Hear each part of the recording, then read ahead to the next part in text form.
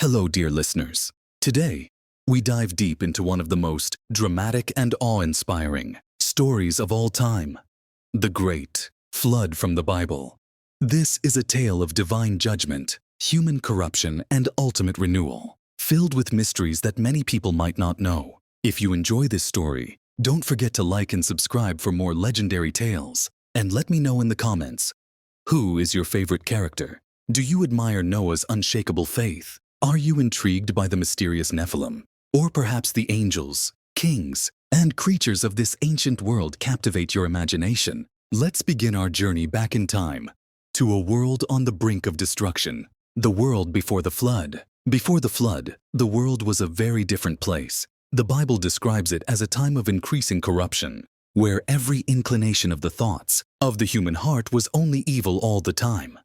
Genesis 6:5. People had turned away from God, embracing greed, violence, and immorality. But ancient traditions and apocryphal texts reveal even darker secrets about this era. The Nephilim, giants among men. The book of Genesis briefly mentions the Nephilim, a race of giants who lived before the flood. The Nephilim were on the earth in those days, and also afterward, when the sons of God went to the daughters of humans and had children by them. They were the heroes of old, men of renown. Genesis 6:4. Who were these beings? Many believe they were the offspring of fallen angels, the Watchers, and human women, as described in the book of Enoch.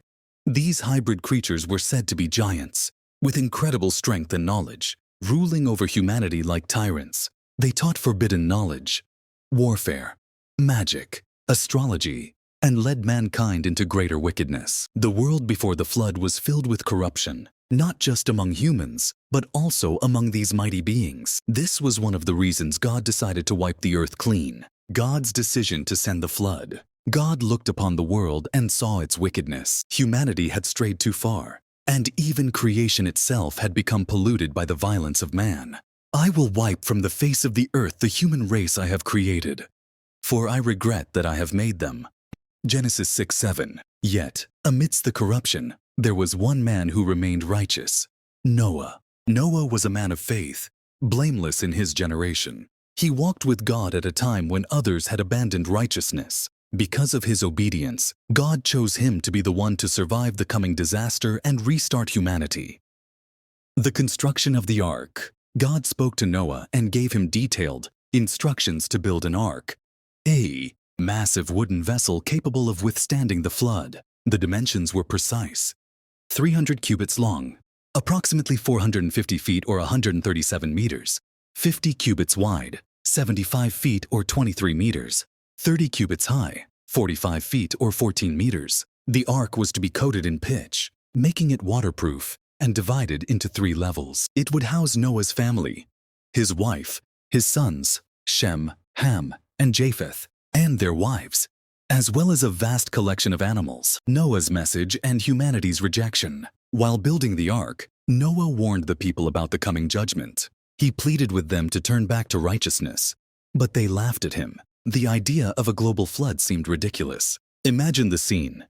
Noah, year after year, hammering away at a colossal wooden ship far from any body of water. People likely mocked him, calling him a fool. Yet, despite the ridicule, Noah remained faithful. Then, one day, the final warning came. God told Noah to gather the animals, 2 of every unclean animal, 7 pairs of clean animals. The animals, guided by divine instinct, came to the ark on their own. Then, Noah and his family entered, and God himself sealed the door shut. The flood begins. At first, the sky darkened. Heavy clouds rolled in. Then, raindrops began to fall. Gently at first, then in an overwhelming deluge. But the rain was not the only source of water. The Bible states that all the fountains of the great deep burst forth. Genesis 7:11. Massive underground reservoirs erupted, sending geysers of water shooting into the sky.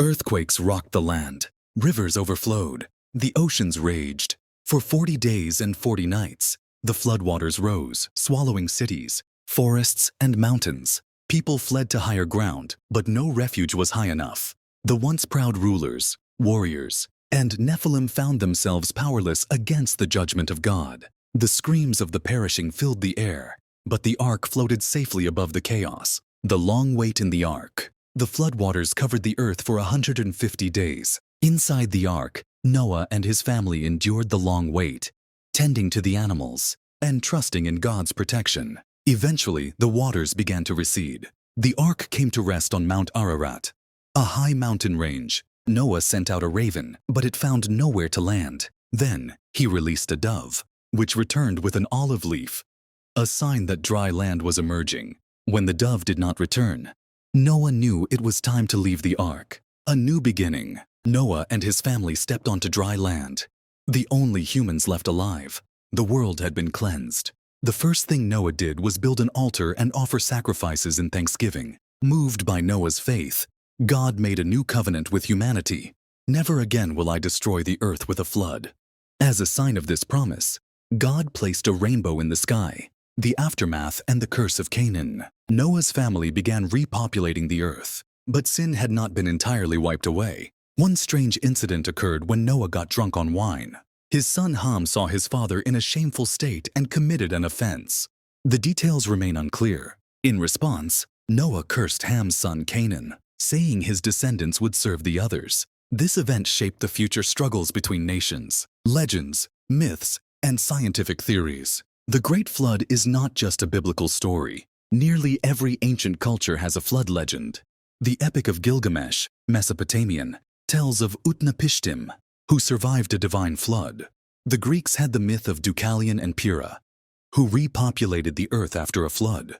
Hindu texts speak of Manu, who was warned by a fish, an avatar of Vishnu, about a coming flood. Even some scientists speculate that real, historical floods, like the possible Black Sea deluge, may have inspired these legends. Final thoughts. And that, dear listeners, is the epic tale of the Great Flood, a story of divine justice, survival, and rebirth. It continues to inspire and intrigue people around the world. If you enjoyed this story, like and subscribe for more. And let me know in the comments, who is your favorite character? The righteous Noah? The mysterious Nephilim? Or are you fascinated by God's judgment and mercy? Until next time, stay curious and keep exploring the legends of the past.